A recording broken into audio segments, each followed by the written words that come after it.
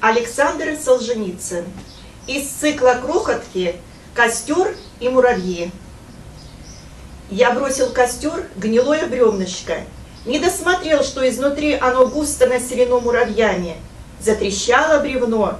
Вывалили муравьи и в отчаянии забегали. Забегали поверху и корежились, сгорая в пламени.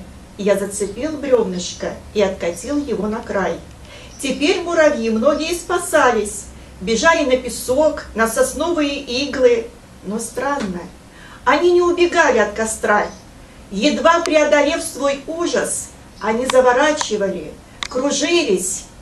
И какая-то сила влекла их назад, к покинутой родине. И были многие такие, кто опять сбегали на горящее бревнышко, метались по нему и погибали там.